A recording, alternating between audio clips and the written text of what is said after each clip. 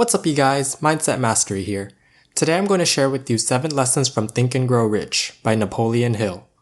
If you want to know how to have an abundance mindset and wealth, then keep on watching. The first thing to know is that the starting point of all achievement is desire. If you want to be successful, it's crucial that you desire to be great or at least better than your current state. If you're complacent and don't have any desire to achieve more, you won't have the motivation to take great action. Simply wanting something won't produce any results, since it's only wishful thinking. Desire focuses on the presence or addition of something, while wanting focuses on the lack of something. If you focus on the fact that you lack something, you'll subconsciously attract more scarcity into your life. On the other hand, when you focus on desire, you're consumed by the feeling of having that desire in your life, and you have a clear vision of what it would actually feel like to have it. There are 6 practical steps you can take to solidify your desire. 1. Fix in your mind the exact amount of money you desire. 2. Determine what you're going to give in return. If you want money, you need to be providing value to someone. 3. Establish a definite date for when you plan to possess this amount. 4. Create a definite plan and start taking action today. 5. Write steps 1 to 4 into a statement. 6. Read your statement aloud twice a day, once when you wake up and once before you go to sleep. Once you've thought of your desire, the next step is to have faith in it. For a desire to come true, you must have faith that it is possible. If you have the desire but your mind always tells you otherwise, it simply won't happen. Those negative thoughts will be burned into your subconscious mind. When this happens, it's impossible to achieve something because you're directly or indirectly telling yourself that you can't. This is self-sabotage, and that's why it's important for you to be in control of your mind. To help you out with this, I suggest having a mental image of what it is that you want to have. With the help of our phones, this can be pretty easy. Have a picture on your phone, along with your statement from the first lesson, and set it as your wallpaper. This will ensure that you're looking at it multiple times a day, so it's ingrained into your mind. This allows you to eliminate any doubts you have on autopilot. The third lesson is to practice autosuggestion. Think about a time when you were watching a horror movie. What did your body feel like when things got scary? You probably got a higher pulse, or your posture and breathing changed. Even though it's all in your head, it's still an extremely powerful feeling that makes you feel like you're actually in danger.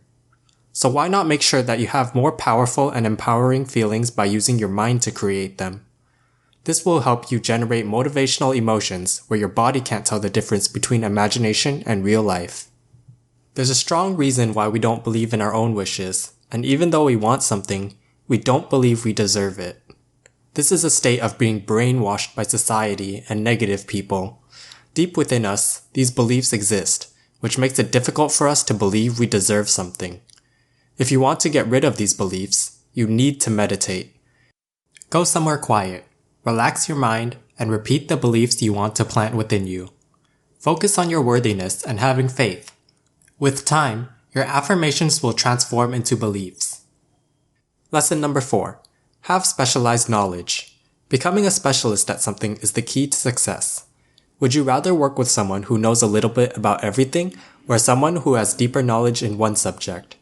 If I'm outsourcing work to other people, I'd rather have people who are specialized in one subject. If I want general knowledge, I can quickly find that on the internet.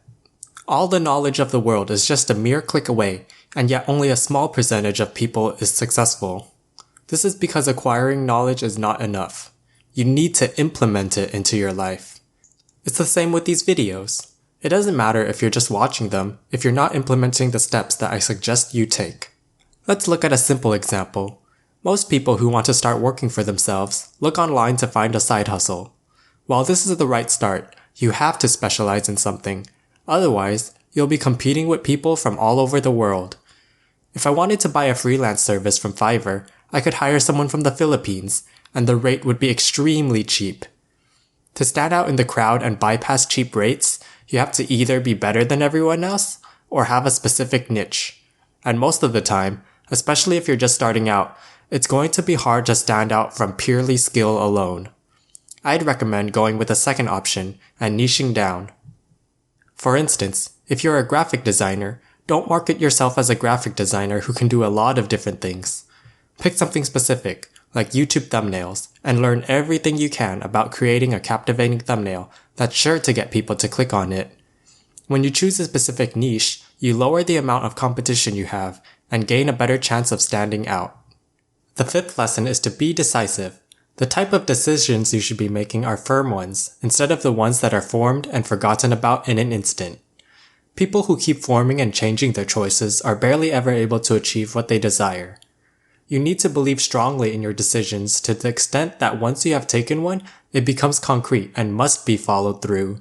This means that you must go against what other people believe, whether it's society, friends, or even family.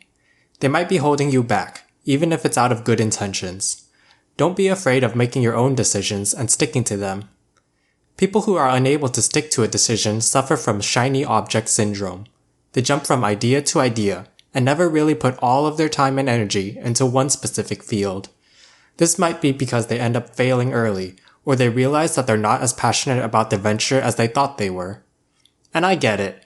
With so many ideas out there to make money, and so many people trying to convince you on the best way to do so, it's easy to get sidetracked and believe that the grass is greener on the other side. In reality, you just have to stand by your decision if you have both desire and faith in your idea. Of course, this doesn't mean that you never have to change your decisions. A good rule to follow is to make decisions quickly and change them slowly. Lesson number 6. Be persistent. You're most likely going to fail at your first attempt.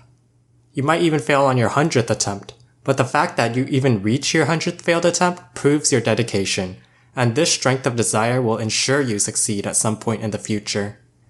Many people give up on their first attempt, claiming that the challenge is too tough for them, and as a result, these people never succeed. In order to succeed, you have to be willing to do anything and spend as long as it takes to make this desire a reality.